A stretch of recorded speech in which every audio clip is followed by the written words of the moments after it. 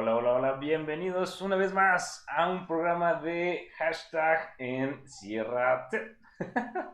Ya saben, bienvenidos a todos. El primer paso y antes que nada, cumplir con la trifecta, que es la parte de darle me gusta, mandar un mensaje diciendo desde dónde nos están viendo y compartir. Entonces ya saben, espero que ya hayan estado viendo ahorita precisamente el conteo, ¿verdad?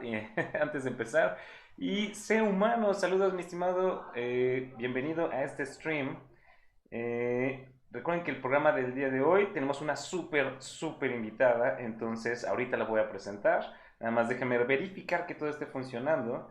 Y estoy viendo aquí el stream en Foto en la Sierra, perfecto. Ya dice José Cano, saludos desde Puebla. Saludos mi estimado José Cano, bienvenido. Déjenme, les doy aquí un poco de refresh. Entonces recuerden, cumplan con la trifecta. La trifecta, recuerden, me gusta, comentario, compartir. Esa es la trifecta, ¿ok? Entonces, sí, estoy viendo que está funcionando aquí esto. Aunque por alguna razón el stream en el Facebook veo que algo tiene, como que no me está mostrando bien los comentarios, pero ahorita lo arreglo. Y veo que ya lo están compartiendo muchísimo. Fer Márquez ya le dio me gusta. Por ahí también el buen Valley Bog. Saludos a mi estimado Valley Bog. ¿Cómo estás? Qué bueno que estás por ahí conectado. Y vamos a ver. Aquí, ahí. Ah, por cierto, sí, qué bueno. Ahorita mi estimado Cristian me está comentando algo muy importante. Y es que el día de hoy tenemos una invitada internacional y vamos a estar hablando en inglés, lo cual va a estar bastante interesante porque, pues bueno, normalmente las entrevistas y todo este programa es en español. Ahora, acá te puse en Facebook, sobre todo, la opción de que se pudiera ver la transmisión en tiempo real y que aparezcan los subtítulos. Gracias, Diana Rose, por compartir. Eh, pero, en caso de que no les aparezcan los subtítulos, ustedes tienen que activarlos manualmente, ¿sale? Entonces, eh, si es que no hablan inglés o etcétera, pues adelante, porque lo ideal sería que fluya la transmisión sin necesidad de estar traduciendo, digo, que fluya la transmisión sin necesidad de estar traduciendo, pero eso, ustedes nos van a ir diciendo justamente eso, ¿sale? Si les gusta o no les gusta, o a ver qué, pero por lo pronto, vamos a empezar primero a leer un poquito acerca de quién es nuestra invitada, ¿no? Así es que ya saben, voy a poner mi voz de locutor y vámonos a ir directamente con eso. Así es que vamos para allá y voy a leer. Carli Davidson es experta en fotografía de naturaleza y comunicarse con la vida silvestre. Esto le permite capturar imágenes impresionantes de animales en cualquier tipo de escenario, como fotografía de mascotas en estudio, fotografía de wildlife, entre otras cosas. Después de pasar más de 7 años de su vida trabajando en el cuidado y capacitación de animales en zoológicos y centros de vida silvestre, se convirtió en una de las mejores fotógrafos de naturaleza y mascotas a nivel mundial por esto.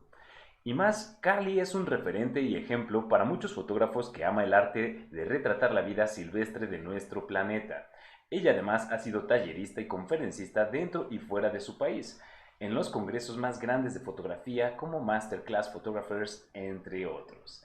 Entonces, al ratito vamos a mostrar sus redes sociales. Ella es Carli Davidson y fíjense muy bien, vamos a compartir pantalla en 3, 2, 1 y... Welcome, Carly. How you doing? Good, how are you? Yeah, really fine, really fine. A little bit nervous, I must say, because there's a lot of time that I don't speak in English, so sometimes you have to practice. But I think this gonna be awesome. So welcome. Thank And, you. and thank you for giving yourself the time to be in here, connected. And let me read some of the comments. And here says, me encanta tu voz de locutor. Ah, muchas gracias, mi estimado Semano. Muchas gracias por el comentario. Y recuerden que es un programa en vivo, así que ustedes pueden hacer preguntas e interactuar todo en tiempo real, ¿sale? Y como se están dando cuenta, está siendo en inglés, así es que ustedes pueden prender los subtítulos Pero si de plano no aparecen los subtítulos o ustedes quieren que yo haga la traducción, me avisan porque entonces tendremos que hacer pausa y entonces ya decirles qué es lo que dijo, ¿sale? Por lo pronto voy a arrancar normal y ustedes pongan en los comentarios qué opinan al respecto. I was telling them that we're going to try to make this interview without interruptions. So, but if they want me to translate, they will put it in the comments, and that's it. Okay. Yeah, thank you We'll see if our for audience translating. needs translation or not. Okay. So, well, have you been doing in this quarantine time that we've been living? Because this program was born because of these times that we need to adapt, right? So, have you been doing with all this? Yeah, I mean, it's unprecedented, right? We're all kind Exactly. of learning how to continue to be creative and have community and find work. And there's just been a lot of, I think the more flexible I've been, the better it's suited, me for work. But also, I think that as much as so many creatives, right? We're on top of things. We're like going, going, going, going, going. Um, I've also been exhausted. And I think a lot of people have because there's so much to absorb every day and it's sad and overwhelming. And so, along with trying to continue to have creative inspiration, I think I'm learning to be kind to myself when there are days where I'm just like, fuck. Like for lack of a better way of putting it, like, it's a lot. So, um, but it's been good. I've been working, I had a shoot a couple weeks or a week ago and we have all these protocols now. So we're doing like, distancing, minimal set, uh, and learning how to work in that environment and just be kind of slow and deliberate so that we can keep everybody as safe as possible. Yeah, but now you're getting back to this new reality that is that we have to adapt, right? But because Yeah. well, here in Mexico, we are getting into the peak of the curve of the COVID, but in the United States, I think that you are getting down now, so you can begin to get out, but with this new um, yeah, points of security, right? No, it's been getting worse here. So it's Really? been yeah, like they actually just shut down California again today. And where I'm living in Austin, they put in more shutdown protocols. Florida had 15,000 cases yesterday. So the problem that we're seeing in the US is that, it's hitting major cities at different times. So people are like, oh, New York's getting better. And so we can all relax. And then another city will kind of pop.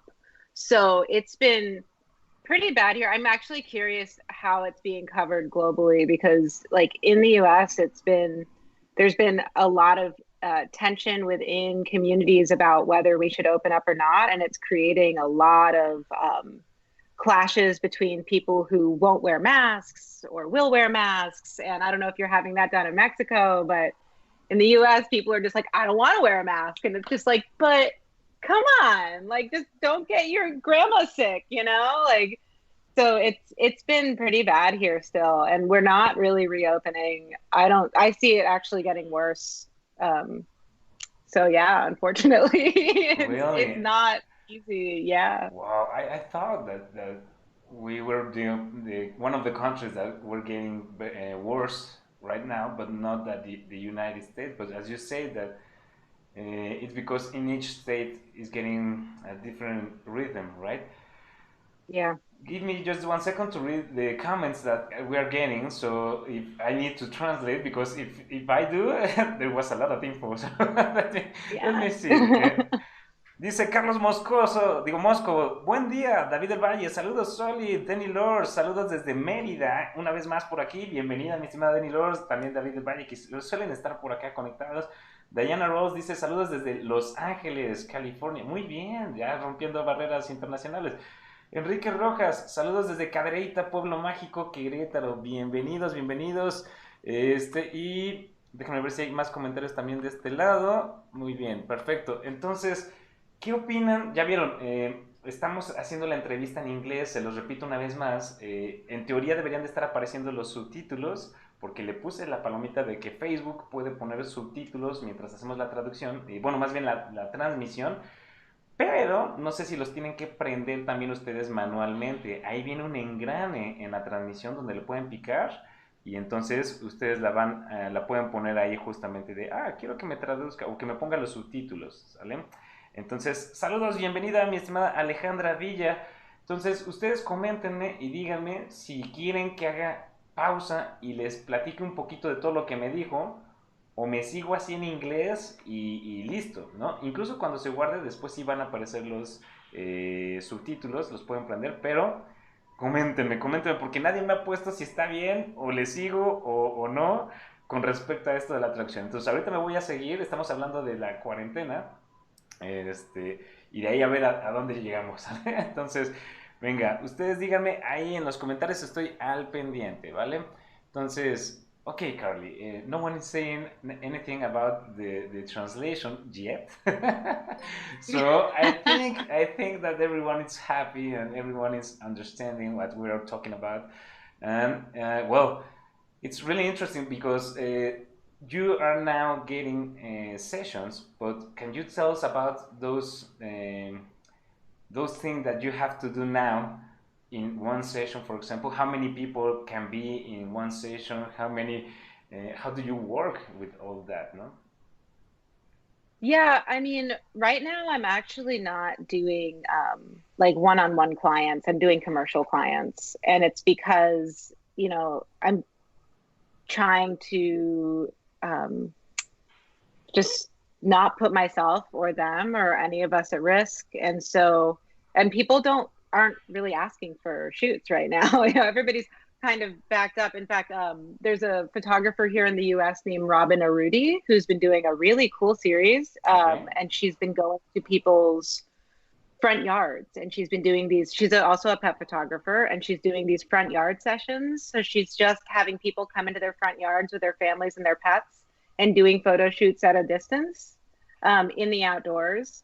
And I think that's been a model that's been working really well for her to keep working in this and also document kind of what things are looking like. So it becomes almost like a political documentary of the moment, and she is also able to work. Exactly. So that's been great for her.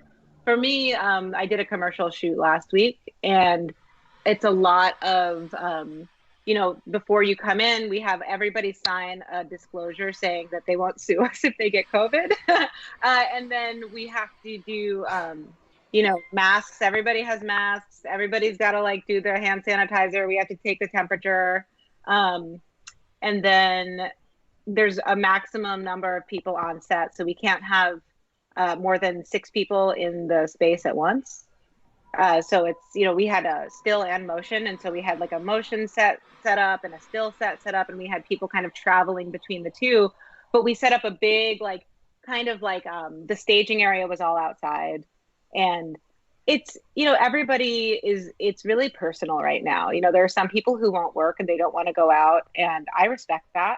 I think that that's a really personal choice as we kind of learn what this virus does. And then there are people who are like, whatever, I don't care. And I'm like, okay, you have to dial it back a little bit though, and just make sure you're being safe for everybody around you. So it's interesting to kind of also direct and manage both the creative set and also the individual personalities so that we can learn how to function in this until we have more protection, right?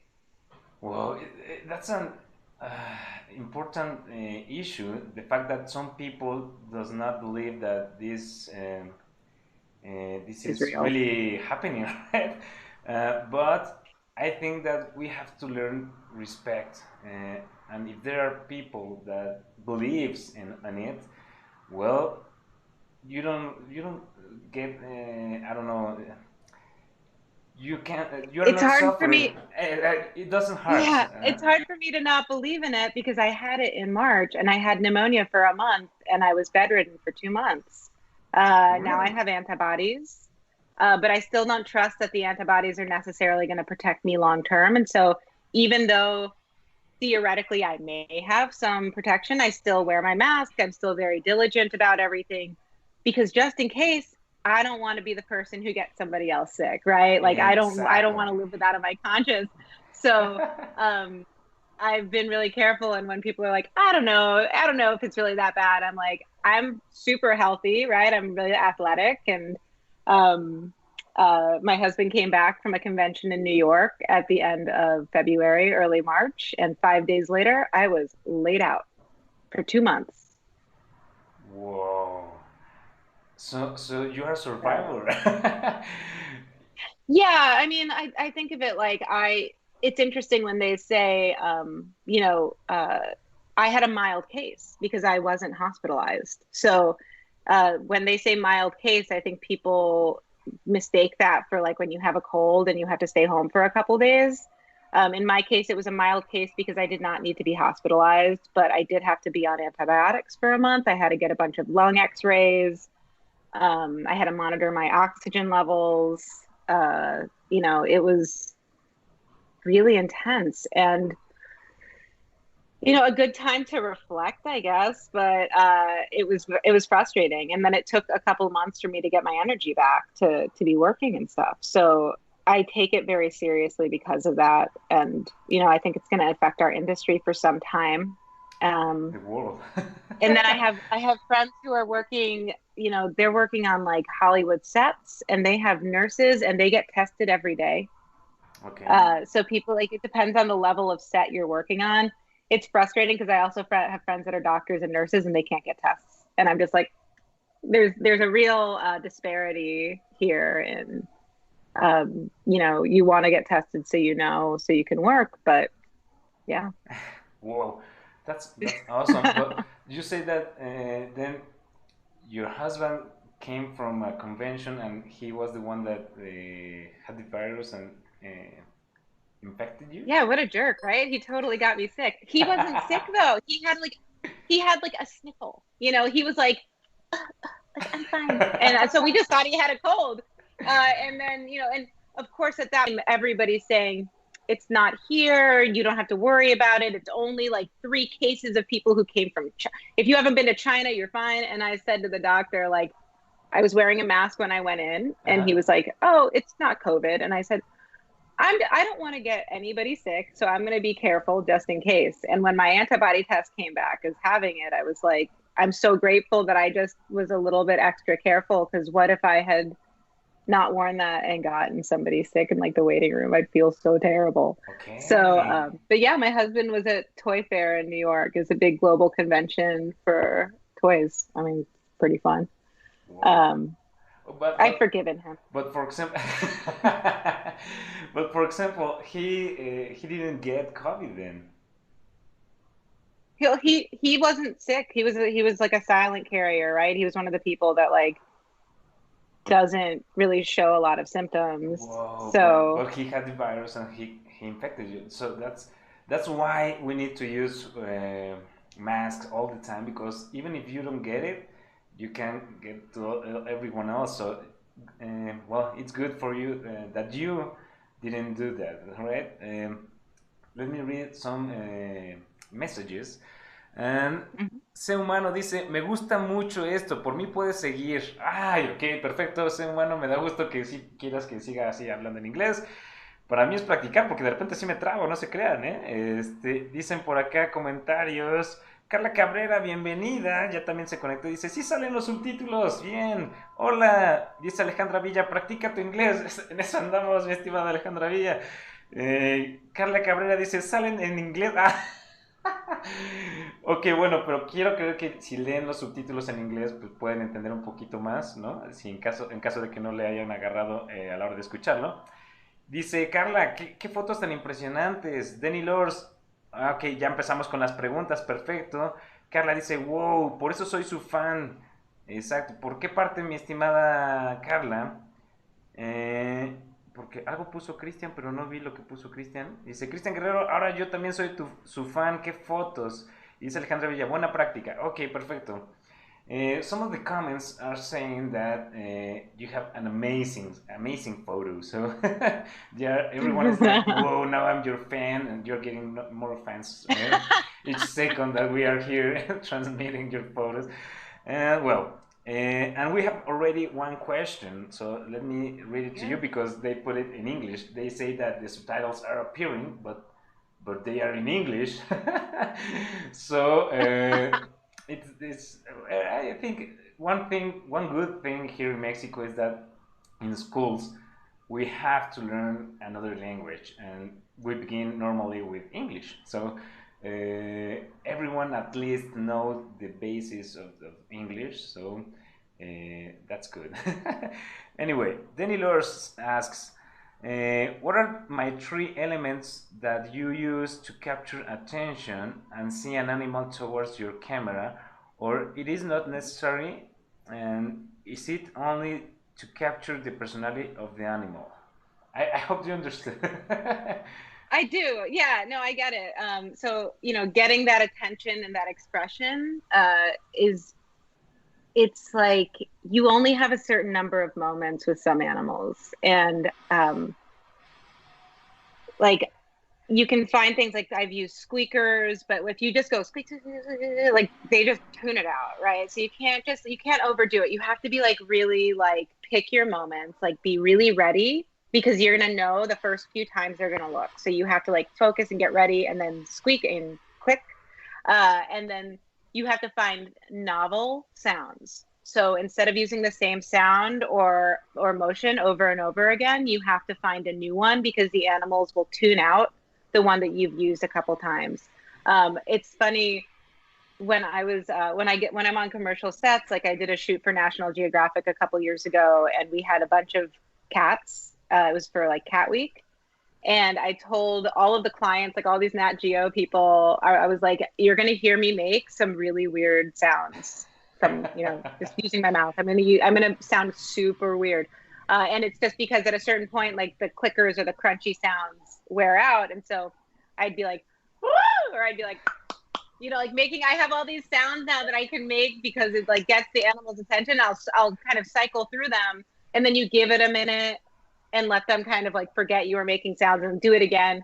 And we all have like sometimes I'll ask the owner, is there a word that makes your dog do this? And like in the US, it's always like, is that a squirrel? Mm-hmm. Do you want to go on a car ride? And they do that like head tilt. And so I use the owner's feedback a lot because I'm not living with these animals, right? So I'm like, is there something like you tell me if there's something that gets them super excited, if there's a word, if there's a food, if there's like a phrase that makes them like perk up. Okay. So use the owners. I mean, also, I always ask the owners when they come in what behaviors they have already trained their dog to do. Because if the dog knows roll over, if the dog knows how to like sit pretty, with like its little paws up, sometimes you don't ask, you don't even realize that there are these awesome shot opportunities that the owner will be like, oh yeah, they can do all these tricks. There you go. Like you have to use the owner as your studio assistant. I'm always a fan of that because the animal is always going to be most comfortable with their owner. And so if they're actually interacting with the shoot and with the process, you're going to get better images. Okay, so unless the owner's like a total jerk, right? exactly. So you better wait outside, huh? Nah, but Yeah. have you had those kinds of owners? Only a few times in all the times I've been there, and it's not necessarily that they were like mean to their dogs or anything. They were just like, Not in the um, mood. I want this, I want that, do this, do that. It's kind of like, just let me be creative. Like here, like why don't you go grab a coffee and come back? But no, for the most part, everybody, honestly, you think about it. If you're an animal person, right, the kind of person who's going to go drop hundreds of dollars on images of their dogs are probably just as like crazy as we are about animals, and therefore like they're going to be really excited about the process. They're really going to want to be involved. They want to hear you say nice things about their dog, even when their dog's taking a crap in your studio. Like you go, oh, that's so, if you know how dogs are. So like, part of it is uh, interacting with the owner, like dogs, cats, if the owner is stressed out or if the owner is feeling bad, the animal reads that and it changes how they're behaving on set. So I always recommend taking like 10 to 15 minutes, just sitting like on the floor or in an area with the owner and letting the dog or cat or whatever creature you're shooting kind of explore the space. And building a rapport with them, because the more comfortable they are, the more excited about it they are, usually the better the animal is going to respond. Okay, but for example, these kind of pictures that we're seeing, right? When they are making these kind of expressions, I mean, how long do you have to wait to get them to do that, or are you always with the finger in your Oh shoulder? yeah, I'm always well. My thing is, so I shoot with usually I'm shooting with a 24 to 70, so I can get really wide and I can get pretty close, right, to Okay. the shot. I like to be close to the animals because I'm usually working them. I was a trainer for over a decade. I worked in animal training. I also worked in conservation education, so I worked training a lot of different kinds of animals. I want to be like working basically as a trainer while I'm shooting. Um, to get them to make expressions, I like to joke. I'm just like, oh, I just asked them to stick their tongue out and then they do it for me. You don't get that from your animals. But actually, it's, dogs, peanut butter, it's cream cheese. Peanut butter can get really messy looking. You have to do a lot of retouching. So I found that like a little bit of honey works well, like cleared foods. And what I do is I put it on the roof of their mouth. Okay. So I'm sticking my finger in my model's mouth, totally natural. And It's like, then, what? yeah, they're sitting there licking over and over Ah, again, just laying down on the shutter, like high speed shutter. And then one of my favorite parts of my like high speed projects like this is that I don't see what I'm shooting while I'm shooting it. I just set up a scenario to succeed with the image. I'm like, okay, if I give this dog peanut butter, if I, clean this dog's ears, if I do this, if I do that, then I have to do that and then quickly take photos. And then I get to upload them. And it's like opening a present, right? Like you don't know what you're going to get, even though you just experienced it because it happened too quickly for your mind to really understand. And then you upload the images and you get to see them like pop up and you're like, oh shit, like that's really cool looking. And then, so it makes the editing process really fun because you kind of don't know what you're going to get until you see it on screen. okay. So, wow, so, I mean, it's a a really cool experience for you also, as you're saying. It's Oh, yeah. opening a present. Let's see what we got now in this session. Positive reinforcement works for people as well. So there you go. Perfect. Okay, let me read some other comments. And hi, biggest fan here. Perfect. Hi. Those are the names because Hi. we're transmitting also into Twitch and YouTube. So we're not Oh, only cool. on Facebook, and some nicknames on Twitch are so crazy, but biggest fan. Perfect. Thank you for the follow. And here, let me see where I got. Okay, okay. Dice Alejandra Villa, buena práctica. Denny Lors, otra pregunta. Diana Roth. Okay, now they are making English questions. So, perfect. Denny Lors, which lens do you use the most for studio photography and amazing photos for? Thanks. Thank you.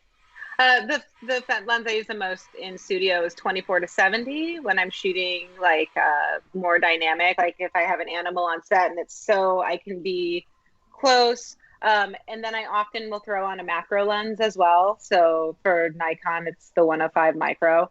But I'll throw that on and get detail photos as well of like noses and paws and like whatever, animals have unique features.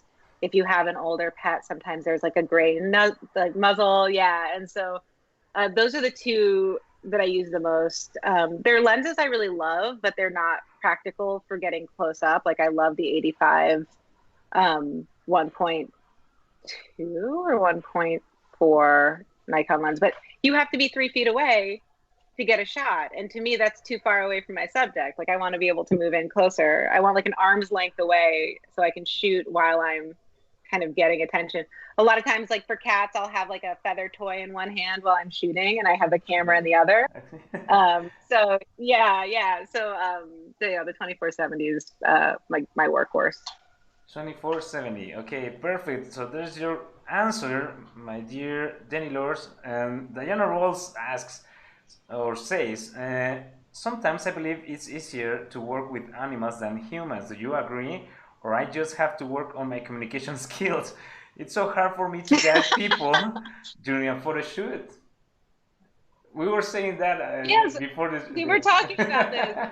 So yeah, wait, when I was saying that, working with people is always frustrating because you take their picture and then they want to see their picture and then they want to like criticize themselves. And so it turns into like a therapy session and you're like, no, you're beautiful. Like, don't worry about it. Where with dogs, you just like give them food and they're like, I love you. Like, let's be happy. Like, they don't care what you look like. They don't know what you're doing with this thing in front of your face. They're like, you're weird, but we're having fun, I guess. So I agree. I think that, especially after years and years of working with animals, when I have a human on set, I have to like find my words instead of just emitting a certain energy. So with animals, it's like birds. You have to be really calm, no fast movements, no bright colors. Like I use music a lot as to set the mood with different animals. So I have like playlists. Okay.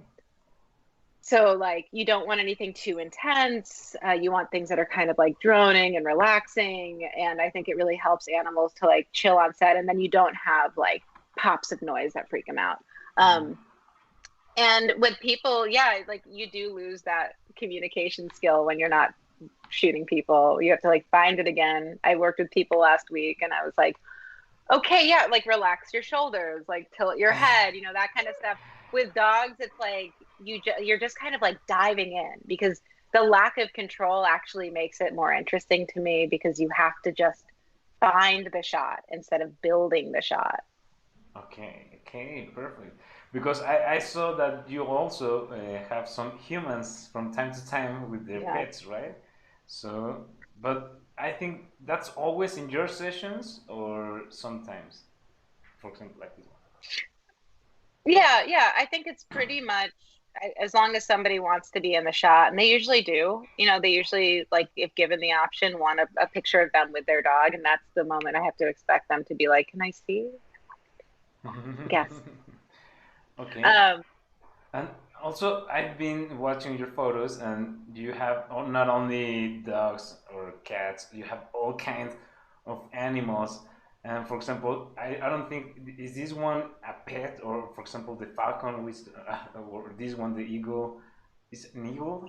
I don't Yeah. know. So the the squirrel was a rescue. My friends who work at Oregon Zoo, my friend Virginia found the squirrel when she was cleaning the bobcat exhibit, and the mother had been used as enrichment. I don't know if that term translates well, but the squirrel was eaten and the baby was still there. So she took the baby home and Okay.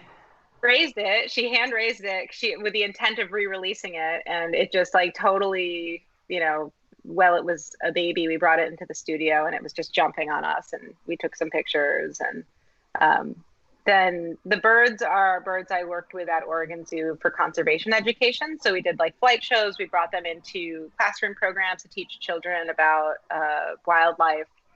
And so I had access to shooting the birds, which was a real privilege. Okay. For example, do you use always the same lighting scenario, or and what about the No, I flashes or? yeah, so I really love strobes. I like building strobe light, like building my light using strobes.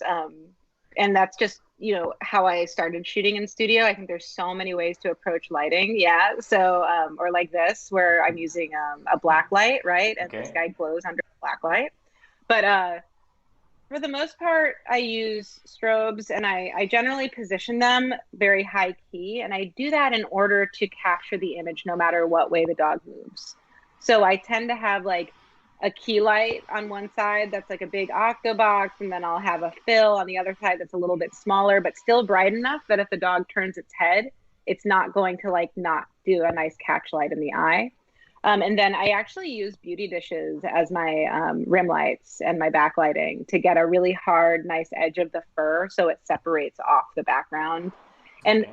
I space them out pretty far in order to allow the animal to move as it naturally would. So that to me, like the successful moment is the one that's been set up so that the light is going to be good enough to work with in post to make it really pop, and the animal can be itself. So I get a good personality.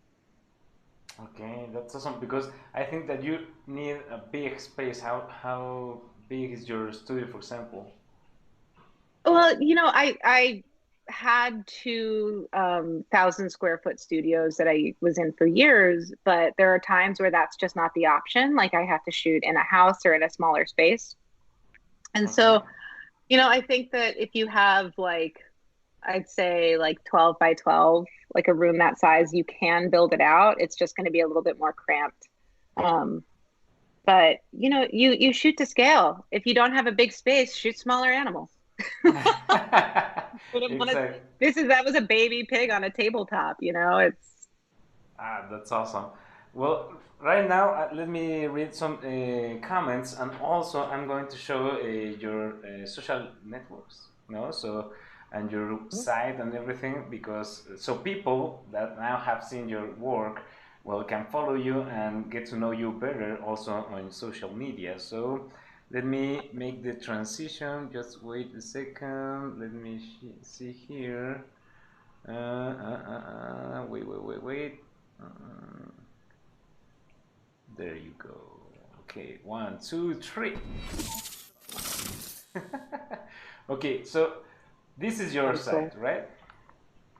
Yeah, it's one of my sites. This is a little project I've been working on. If you go to the artwork icon, it's a bunch of projects I've been working on as a collage. Um, Where?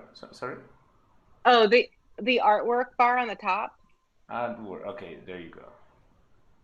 Yeah, so this is stuff I've been building out, but it's not my main website. My main website is just carlidavidson.com.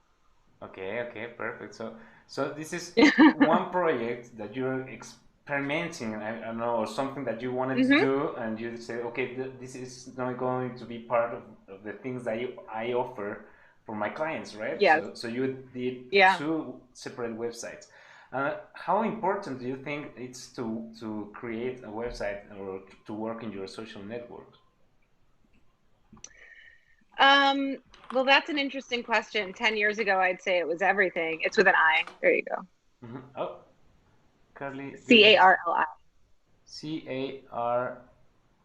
Carli. Carli. Ah.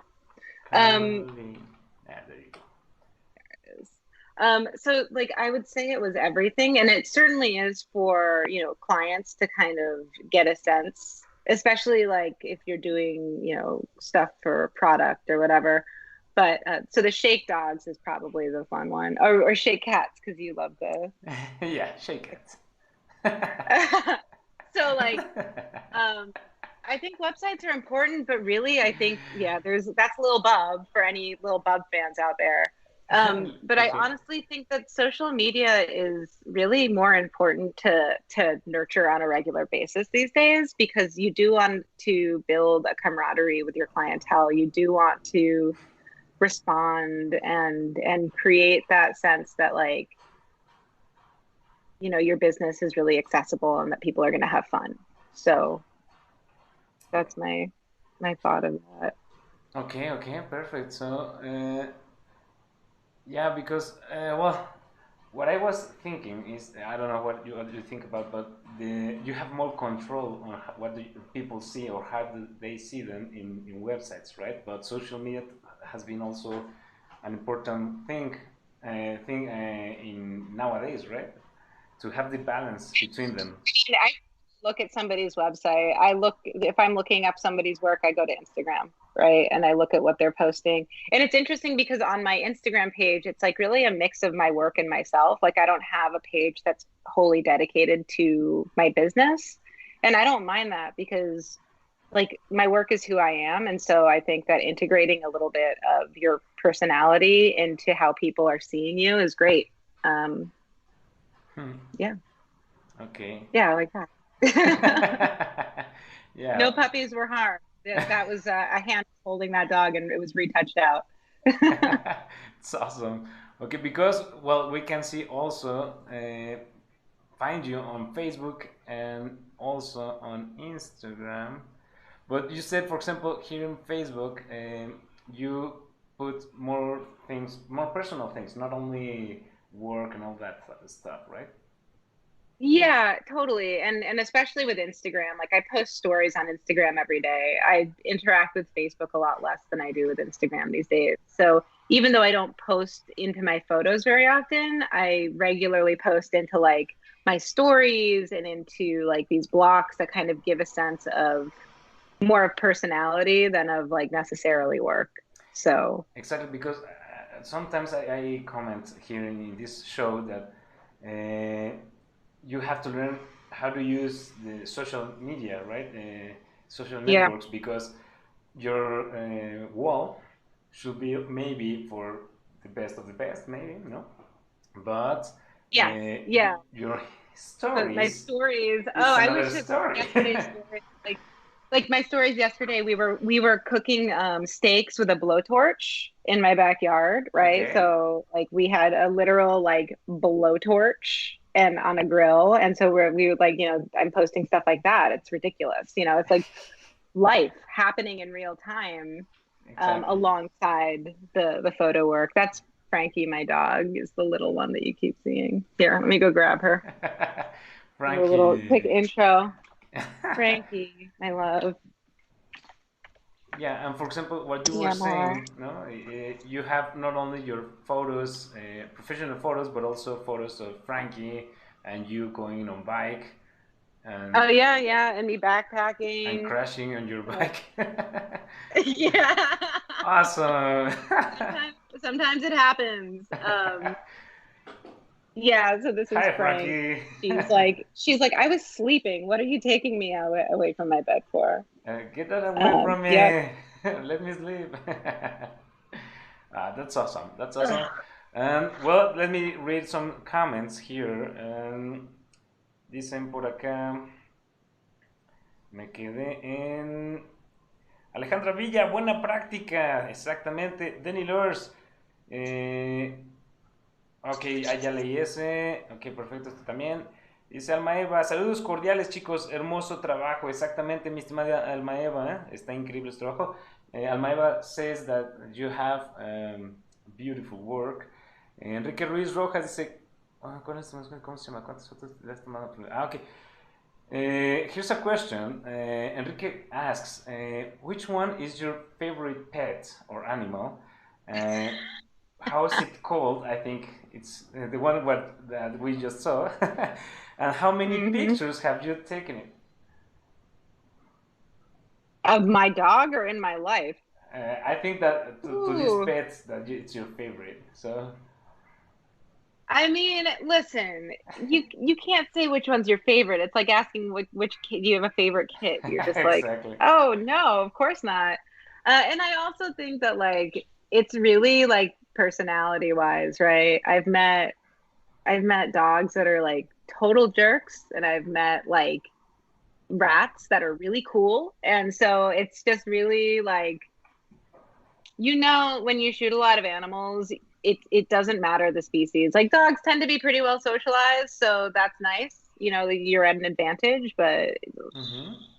um, you know, I think it can't be species specific. It's like some other animals have cool personalities and some don't. For Yeah, example, there's Frank. you that you travel a lot for what I can see and what you told me, but you take your pet with you or you travel alone? You go. What did you do for those travels? Uh, so no, usually when I'm like backpacking, like that picture in the middle there, I can't bring Frankie with me because she's not smart enough to not like chase a bear. So I don't bring her. Also, I have to say, like, I love her to death, but she's lazy. Like, I'm like, come on, let's go hiking. And she's like, I just want to sleep. Can you carry me? And I'm like, no, I can't carry. Like, and when I go backpacking, so I do a lot of solo backpacking up in the North Cascades in the wilderness. So I do go out alone. You have to be really careful about how much weight you carry. So, if you're hiking for 7 days and you can only like cache your food, so you pick up food maybe twice in that time, you want to keep your pack weight down so you can move quickly, so it doesn't just like bum you out because your body hurts. So I'm not carrying her dog food. Like, That's awesome not because enough. you need a lot of knowledge to do that, right? To go backpacking by yourself. For example, that picture, I suppose that you put your camera in some place and took your photo. And I made somebody take a picture of me. Yeah, there was someone else on the trail. I was like, hey, ah, can you get a shot of me, please? Proof that I did this. So yeah, I'm a wilderness first responder. So I've done like workshops on wilderness, like rescue and like emergency medical medicine, emergency medicine. And I've spent like, since I was pretty young, I've been an outdoors person. So I've just gotten more and more used to being outdoors over the years. And it's something that makes me feel really connected to nature, and it's really relaxing to me, which most people would be like, you're alone in the woods for like hiking hundreds of miles doesn't sound relaxing, but for some reason it is for me. And I get to see, like, you see so much wildlife too, right? You get to see like so many animals out there. Sometimes you're like fighting with bears over like berry patches. okay. And it's pretty rad. And then I've spent a bunch of time in Africa. I taught some photo safaris in Africa, and that was incredible, getting to see animals just interacting with nature, like animals hunting, animals teaching each other how, like I got to see, lions and cheetahs teaching their children how to hunt, elephants just being family groups together. It's a real gift to have been able to see like nature in that intimate of a way. So But for that was example, really, and then, to achieve this kind of pictures, you go with a group, I mean, of tourists, or you go with a special guide? Because sometimes you need more time and maybe to take a picture, and if you go with tourists, it will be like, okay, can we go now? well, so I'm teaching. So generally it's with a guide. It's with uh, an actual like tour group. And uh, actually, what are they named? They're so good. Uh, my friend Victor runs a camp out there, but Okay. it's so much of it is the guides. Um, it's it's amazing. It's like every guide, if they were just given like all the like wilderness guides out there, if they were given cameras, they'd be like blowing all the Nat Geo people out of the water, because they know where the animals are, they know what time of day you're going to get good shots, they know. They'll be like, hey, check that over there. They see everything. And so as much as I want to be like, I did take these photos, I feel like it's almost so many of these outdoor photos you see, so many of the photos you see that are taken From by them. the photographer, they'll tell you it's really like the guide is like 70% of the process, right? Like Wow. their wisdom is, and like we need to give credit to them, and I need to give credit to them and just say like, it, whether it's a guide there or I'm like traveling and a friend is saying, hey, we have to go see this spot, it's really beautiful, and I get a shot there. I think it's really important to give credit where it's due, and all like kind of support each other like that. So yeah, this is Top Guide Safari Camps out in Tanzania. And like I said, my friend Victor, he grew up out there. He grew up in Tanzania. All these guides are like local kids who, whose parents were guides before them, and they know everything. And it's just cool because they have the best stories and they show you the coolest shit. So, Yeah, yeah, you that's get the best of the really, best, and you don't have to keep investigating or no, I don't know. yeah. Well, also like you just going out there by yourself is, you literally have animals that can kill you everywhere. So you want somebody who knows not only what they're doing, but how to like tow a car out of a rut, because there's no, all the dirt roads. Like I don't know many people that just aren't from Africa that would just go out on their own and like rent a car. Like you kind of you need the support. Okay. But yeah, like going out there and teaching is great because instead of people being like, I just want to keep going, whatever, it's like, um, instead we're really there. Like everybody I'm there with is there to learn how to photograph this stuff. Hmm. So I think it's more about patience and like learning how to get the shot than just trying to see as much as you can. Awesome. Awesome. Awesome. Okay, let me read some of the comments. It says here, Diana Rose, have you tried a mirrorless system? Isn't a DSLR too heavy when you have to hold a camera with one hand and entertain the subject with the other hand? Well, thank you for asking. Yes, I have definitely had a lot of like wrist and arm pain because I do use a DSLR system. It's what I like kind of invested in, and so it's like what I have, and it's what I'm used to. Um, I do a lot. I used to climb a lot, so rock climbing, and it makes your hands and tendons really strong. So I can thank photography for inspiring me to do that. But also, I'm a huge fan of mirrorless systems. I think that they're absolutely worth investing in right now if you're looking for a new system. My issue right now with mirrorless is battery life. Mm, So that's like the biggest thing for me is like, you know, I don't want to have to worry about my battery dying if I'm out, shooting safari or in the outdoors or whatever it is. It's nice to to not have to carry a million batteries, but like exactly. the weight offset is kind of nominal. So I think that if I was to do it all over, if I was like, okay, I need a new system right now, I might very well go mirrorless. Okay, okay. But you mentioned something really interesting because you say that you discovered climbing thanks to the photo, Timing, yeah. no? And I I mean, sometimes I can't. Oh, go ahead. what?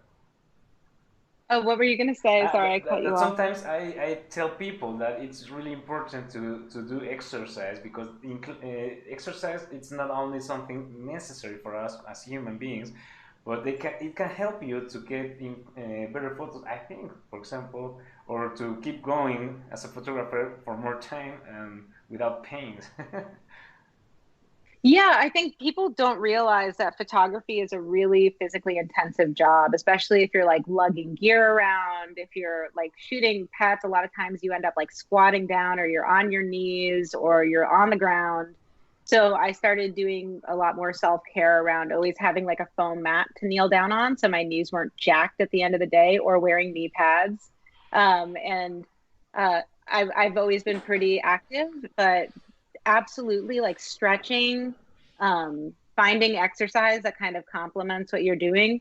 Because if not, like you start hunching over, and I was getting like headaches, and my arms and my shoulders would hurt. Um, Especially when I was doing books and I was just shooting every day, like, 10 hours a day over and over again. So yeah, I think if you have the ability to exercise, to even if it's like weightlifting or like Pilates or anything you can do online, just following somebody to build strength and core strength, Hmm. it's going to be great. And like, also, yeah, you're going to be able to get some weird photos because you can, I'm just going to hold this for like 30 seconds while I wait for the animal to do something, right? Like, um, I don't know how much it impacts you overall, but I feel more comfortable at the end of the day when I'm more active. Okay, perfect, perfect. And here say someone says awesome. Okay, perfect, perfect. Okay, well, I'm showing this because we are running out of time. Unfortunately, it goes like water. But I need to tell you that we, for example, Fotografía en la Sierra.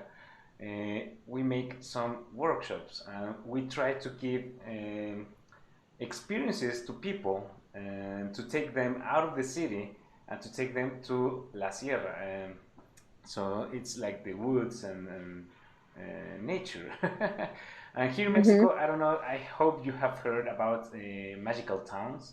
Uh, no? No? Oh, okay. There are like 120 approximately magical towns, and they are called like that because they are specifically towns with a lot of history, and they have to have certain things to make them more beautiful. So, where we organize these workshops, it's one of them, and they are all over the Mexico. So if someone gets to know all of them, well, I don't know one person that has been in all of them, but they're Done awesome. all of them. Exactly, and Tlatlauquitepec. That's where we are organize these workshops. Um, can you say it? Oh my goodness, Tlatlauquitepec. this baby. Yes. Yeah, and for example, this I see it. Oh, there we go. Oh, look at this, everybody. yeah, I love this. this is our website, so everyone can go to fotoenlasierra.mx. And well, here is Christian, the one that initiated this Mm. project. I met him some years after, and I fell in love with the project because the place is amazing, and I love that he gets photographers of really high level from different areas to give workshops not only on Mexico City, because here in Mexico City we have a problem that we have only three major cities, and all of them is like, and all of the rest are not doesn't have a lot of things. So we're trying to decentralize, and Mm. this is getting a high level photography to all the people that wants to take it. So, for example, this is self portraits. A girl, Mexican girl, she has only 21 years, and she has been traveling all over the world. China, she has been in the Louvre Amazing. because she has been doing some really artistic photos, for example, no? And Isa Trevino makes some really cool portraits also. Monica Olvera, newborns, and etc. etc. So, and we have had a lot of other photographers. We hope that one day you could come so you can get to know that Tlaukitepec, and also you can teach people how you do your work, and share all your experience, right? So I would say to everyone that is watching, would you like to learn from Carli? Put it on the comments.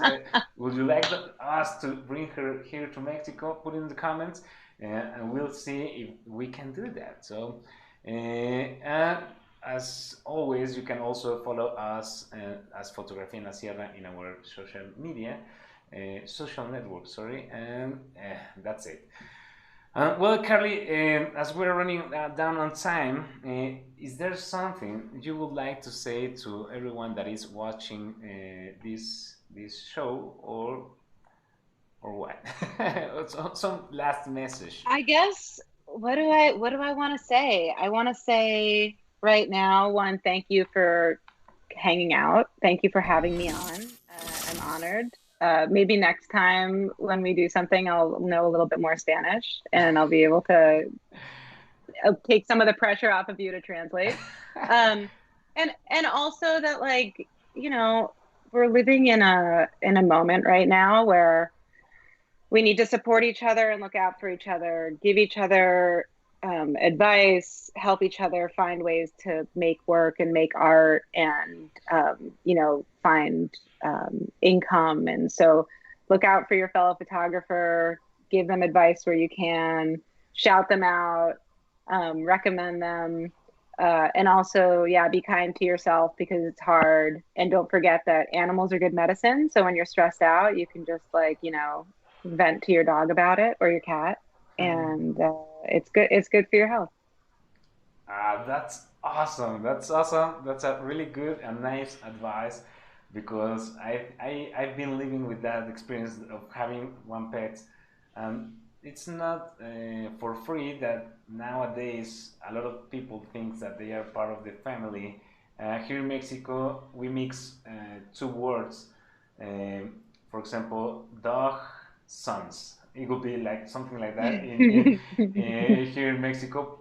We say perrijos or gatijos, so cat sons and dog sons. Cat sons and dog Yeah, sons. yeah, Yeah. it's something like that, because people here get so really fond of their pets. So, well, one last question because I haven't seen it. One last two questions. Ok, Okay. Ser humano dice, ya he vuelto, que me he tenido que ir, le pido, ¿le puedo hacer una pregunta? Claro que sí. ¿Y cuál es el programa, el deporte que más le gusta? Ok, which is your favorite sport? My favorite sport. Oh, to watch on TV or to play? I think probably, I mean, it's soccer, football. I grew up playing soccer in the States, soccer, and the rest of the world football. Football makes a lot more sense because you kick a ball with your feet. So and then in Portland we have, the Thorns and the Timbers, and so we don't have like a baseball team here Okay, in Portland, when you Oregon. say So it's football, we here in Mexico. soccer. Yes, yes, Okay, okay. So you're referring to soccer, right? yes. Okay, okay, okay, okay. Perfect. Because for us it's American football and soccer. Yeah. But anyway, okay. So that's the answer, and the last one is, you should use Ross. Okay, I think he didn't know how to ask the question, but how do you portray the real color of, if you have seen, that you have seen, or do you remember? The what? Okay, okay. I think that what he's trying to say, and for everyone that is watching, I think it's better that you ask in Spanish and I will translate, because if You'll not, translate. I can't understand your question. Well, anyway, I think what he's saying is that, do you, usually, how do you get the real color that you saw when you were taking the picture?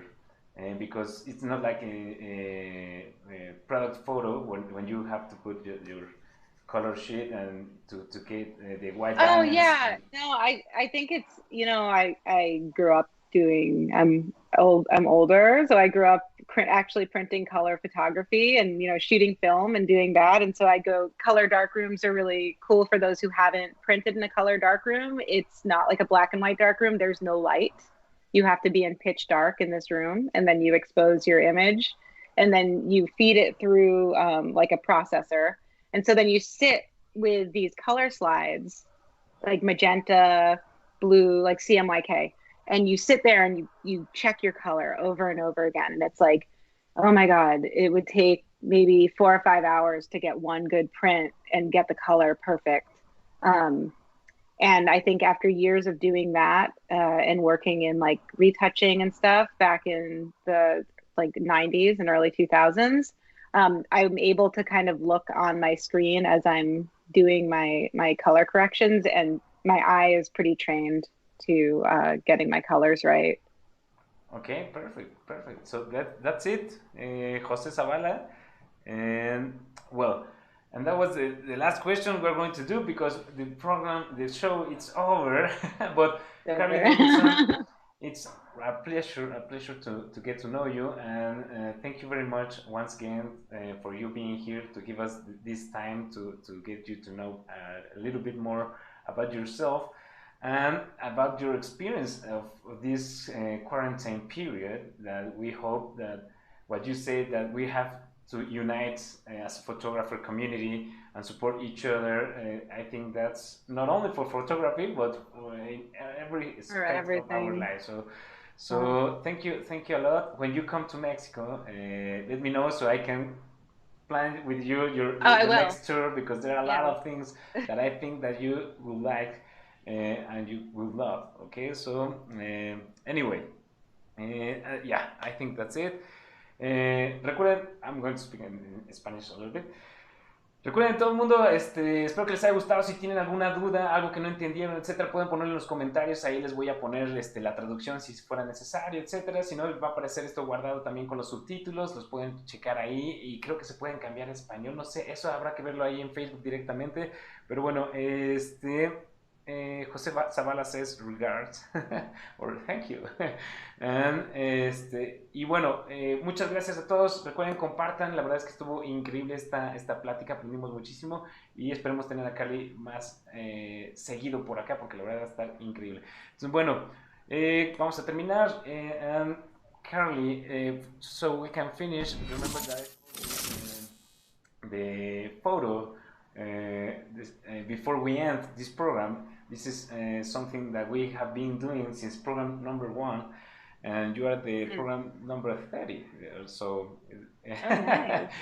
and what we do is you put your arm here, and I get into your photo. Into your room. A little bit more of this side here. Yeah, there you go. Perfect, perfect. So, así que todo el mundo tome la foto, recuerden, y etiqueten a Carli Davidson, etiqueten a Solid Capo y etiqueten a Foto en la Sierra aquí abajo. Y va one, two, three. Okay, there you go. That's the picture. Awesome. So I hope that everyone took that picture and will upload it into their stories and will tag you. Okay. Anyway, thank you a lot. Nice to meet you, and we'll see you soon, I hope. Yes, I hope so too. Thank you. Muchas gracias. Yeah. Perfect. Viva México. Exactly. Okay. And well, see you everyone, and goodbye in 5, Goodbye. 4, 3, 2, 1. Bye bye.